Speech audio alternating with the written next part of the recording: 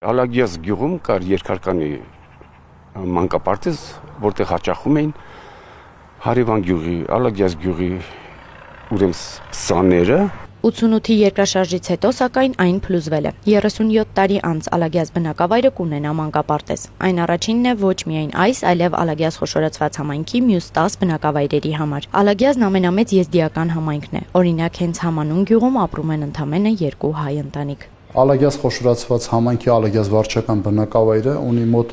750 հաշվառված բնակիչներ, որոնցից փաստացի բնակվում են մոտ 500 բնակչություն։ Ընդհանուր համայնքը 11 բնակավայրից է բաղկացած, ելի եզդիական բնակավայրեր են։ Ընդհանուր բնակչությունը հաշվառված մոտ 5000 բնակչություն է։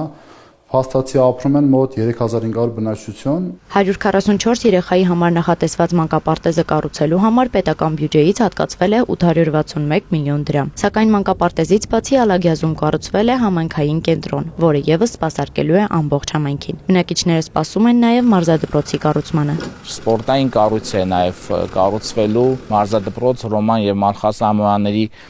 անվամբ կառավարության որոշումը կա, արդեն համայնքը հողահատկացումը իրականացվել է, այժմ փաստաթղթերի նախագծը հաշվարկային փաստաթղթերի ստեղծման փուլում են գտնվում։ Ալագյազի դպրոցն էլ 300 դպրոց, 500 մանկապարտեզ ծրագրի կառուցվող, վերակառուցվող եւ հիմնանորոգվող դպրոցների շարքում է։ Խոշորացված համայնքը ձևավորվել է 2017-ին։ Խոշորացման սկզբից ի վեր համայնքը ժառանգել էր բազմաթիվ սոցիալ-տնտեսական խնդիրներով բնակավայրեր։ Բոլոր գյուղերում բացակայում էր լուսավորության ցանցը։ Մեր բնակավայրերից 6 բնակավայր չէին գտնվում ոչ հանրապետական, ոչ միջպետական ճանապարհների վրա եւ բնակավայրեր տանող ճանապարհները բոլորը գտնվում էին ավերված վիճակում։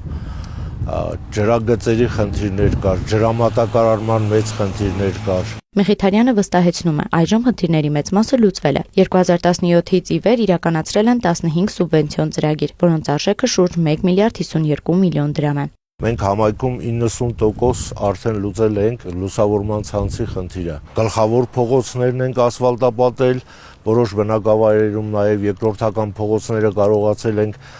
սալապատում իրականացնել։ Համայնքապետարանի ներկայացուցիչը նշում է, մշակութային կյանքն է քիչ զարգացած, բայց նոր կառուցված համայնքային մշակութային կենտրոնն ու կառուցվելիք սպորտի դպրոցը այդ խնդիրն էլ կլուծեն։ Էմմա Վարդանյան, Սեյրան Ատոնյան, Լուրեր։